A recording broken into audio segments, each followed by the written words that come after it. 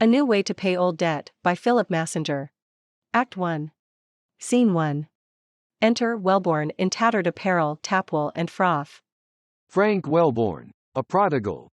No bouse, nor no tobacco. Tapwell, an alehouse keeper. Not a suck, sir, nor the remainder of a single can left by a drunken porter, all night palled too. Froth. Not the dropping of the tap for your morning's draught, sir. 'Tis verity, I assure you. Verity, you brash. The devil turned precision. Rogue, what am I? Troth, durst I trust you with a looking glass, to let you see your trim shape, you would quit me and take the name yourself. How, dog? Even so, sir.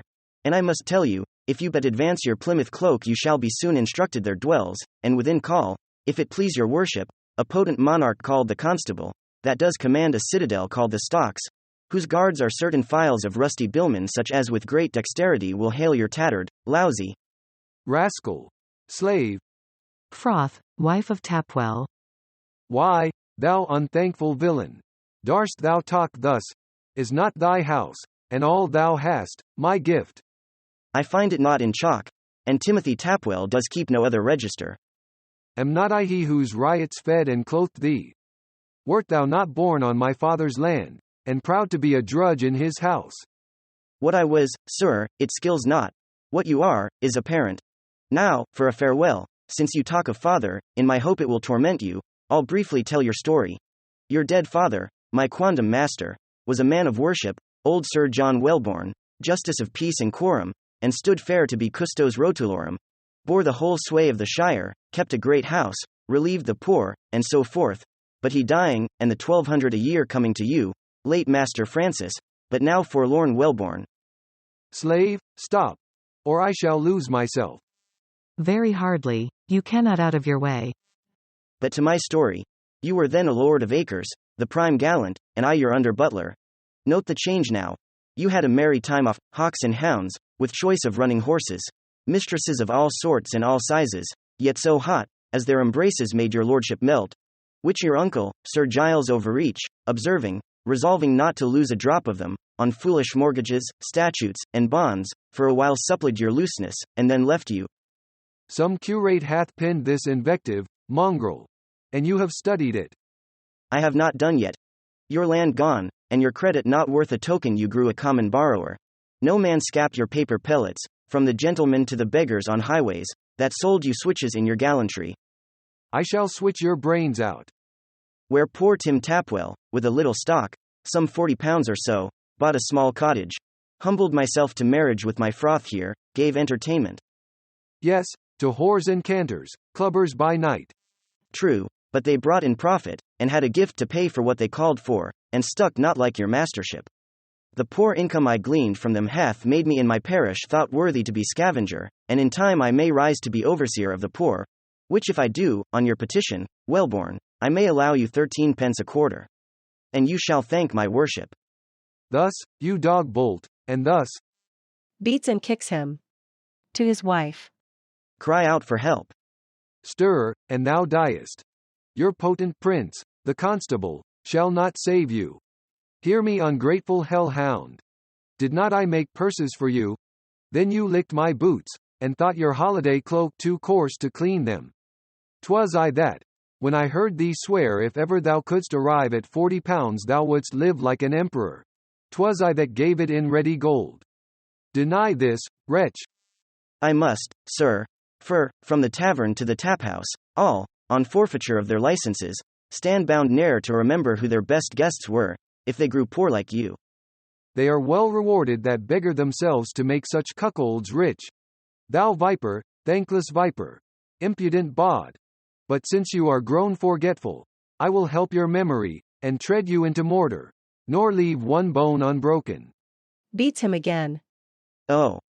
Ask mercy. Enter Allworth. 'Twill not be granted. Tom Allworth, a young gentleman, page to Lord Lavelle. Hold for my sake, hold. Deny me, Frank? They are not worth your anger. For once thou hast redeemed them from this scepter. But let 'em vanish, creeping on their knees, and, if they grumble, I revoke my pardon. This comes of your prating, husband. You presumed on your ambling wit, and must use your glib tongue, though you are beaten lame for't. Patience, froth. There's law to cure our bruises. They go off on their hands and knees. Send to your mother. My lady, Frank, my patroness, my all. She's such a mourner for my father's death. And in her love to him, so favors me, that I cannot pay too much observance to her.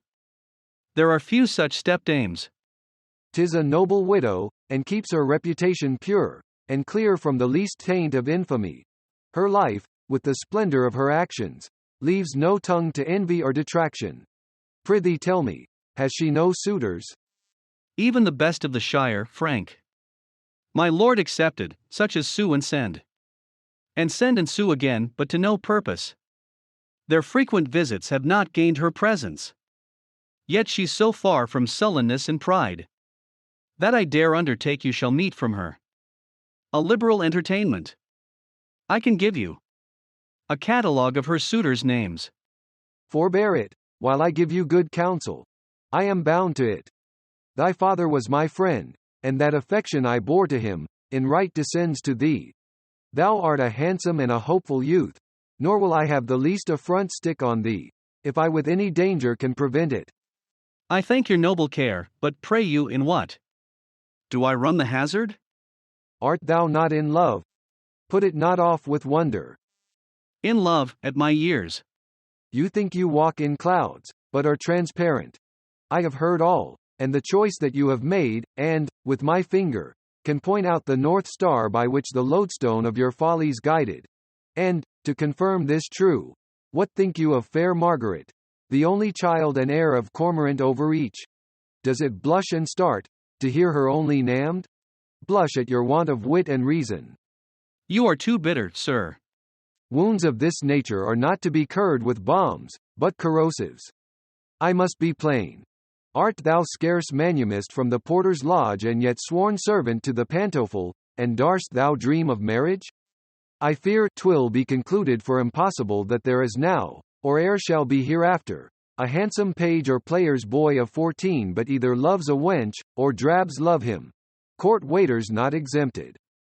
This is madness. How are you have discovered my intents?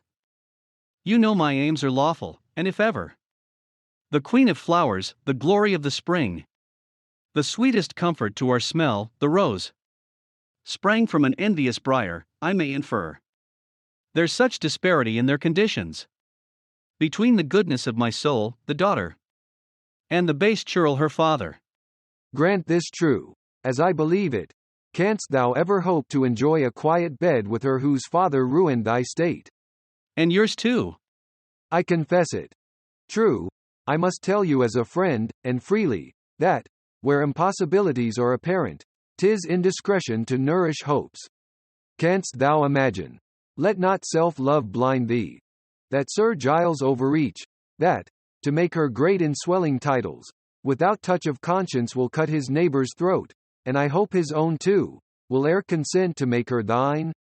Give o'er, and think of some course suitable to thy rank, and prosper in it. You have well advised me. But in the meantime you that are so studious of my affairs wholly neglect your own. Remember yourself, and in what plight you are. No matter, no matter. Yes, 'tis much material. You know my fortune and my means, yet something I can spare from myself to help your wants. How's this? Nay, be not angry, there's 8 pieces to put you in better fashion. Money from thee. From a boy. A stipend diary. One that lives at the devotion of a stepmother and the uncertain favor of a lord. I'll eat my arms first. Howsoe'er blind fortune hath spent the utmost of her malice on me, though I am vomited out of an alehouse, and thus accoutred, know not where to eat, or drink, or sleep, but underneath this canopy. Although I thank thee, I despise thy offer, and as I in my madness broke my state without the assistance of another's brain, in my right wits I'll piece it. At the worst, die thus and be forgotten. A strange humor. Exeunt.